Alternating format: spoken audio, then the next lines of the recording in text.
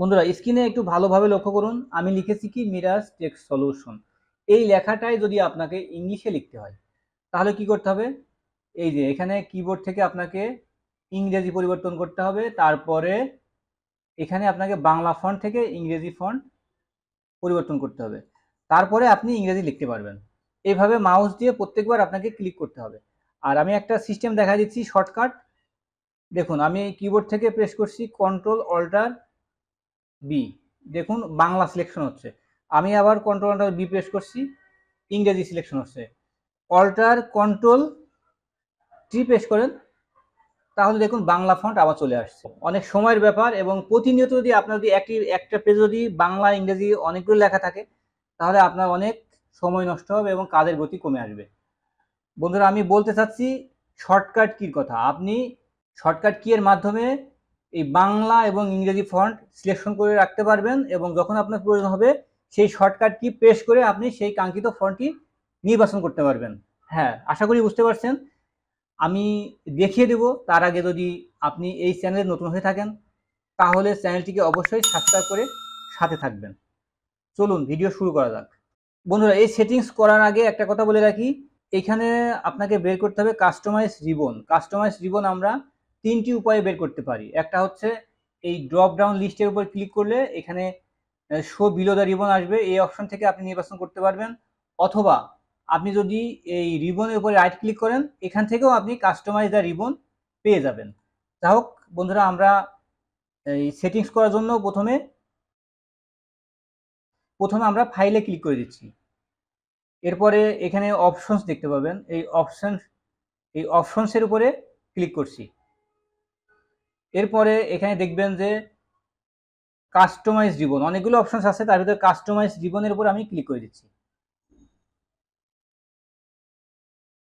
Keyboard শর্টকাটের আন্ডারে customise একটা option আছে, এর উপর ক্লিক করছি। এবং আপনি যদি এই ক্যাটাগরিজের স্ক্রল করে নিচের দিকে আসেন তাহলে দেখতে পাবেন হচ্ছে ফন্টস। এই ফন্টসের উপর ক্লিক করে দিবেন এবং এখান থেকে আপনাকে একটা বাংলা ফন্ট এবং ইংলিশ ফন্ট নির্বাচন করে রাখতে হবে। যা হোক আমি এই ফন্টের উপর ক্লিক করে দিচ্ছি।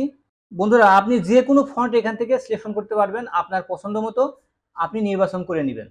যা হোক আমি এখানে বেশি সময় ব্যয় করব না। আপনি একটা কাজ করতে পারেন, এখানে ক্লিক করার পরে আপনার যে ফন্টের যে প্রথম নামটা যদি আপনার জানা থাকে আপনি সেই অক্ষর প্রেস করতে পারেন। আমি এস প্রেস করছি। যা হোক আমি এস সিরিয়ালের একটি ফন্ট এখান থেকে নির্বাচন করব। বন্ধুরা এখান থেকে আমি এই সুতনি ফন্টটা আমি সিলেকশন করব।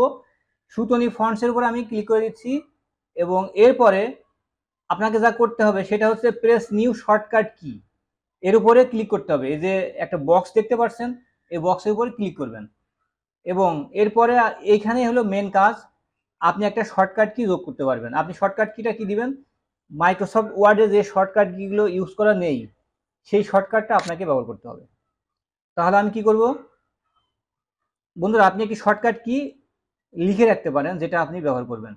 আমি এখান থেকে অল্টার কন্ট্রোল টি প্রেস করছি। বন্ধুরা দেখতে পাচ্ছেন অলরেডি আমার শর্টকাটটি যোগ হয়ে গেছে এবং এরপরে আমি বন্ধুরা এই অ্যাসাইনে ক্লিক করলে ফাইনালি আমার শর্টকাটটা যোগ হয়ে যাবে। আমি অ্যাসাইনে ক্লিক করে দিচ্ছি, আমার বাংলা ফন্ট এর শর্টকাট যোগ হয়ে গেছে। এরপরে যদি আমি কিবোর্ড থেকে অল্টার কন্ট্রোল টি প্রেস করি তাহলে আমার বাংলা ফন্ট চলে আসবে।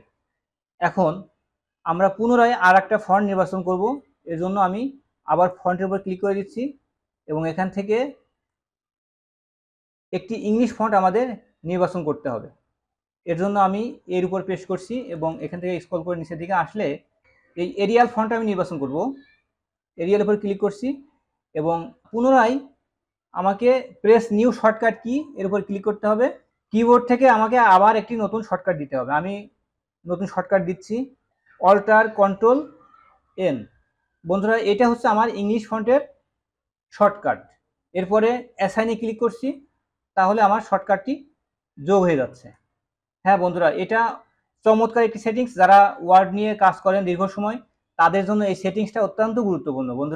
বন্ধুরা ভিডিও শেষ করার আগে একটা কথা বলে রাখি, যদি মনে করেন এই শর্টকাটটা আপনার দরকার নেই তাহলে আপনি যদি বাতিল করতে চান তাহলে পুনরায় এভাবে আসবেন, এখানে আসার পরে রিজেক্ট অল এর উপরে ক্লিক করবেন এবং এখান থেকে আপনাকে একটা মেসেজ দেবে। এই মেসেজে are you sure you want to reset the key assignment, আপনি কি এটা রিমুভ করতে চাচ্ছেন? তাহলে ইয়েসে ক্লিক করলে আপনার সবগুলো শর্টকাট রিমুভ হয়ে যাবে। এই ভিডিও আশা করি ভালো লাগবে। যদি ভালো লাগে তাহলে একটি লাইক করে দিন এবং শেয়ার করে অন্যদের দেখার সুযোগ করে দিবেন। ধন্যবাদ জানিয়ে ভিডিও আজকে এখানে শেষ করছি।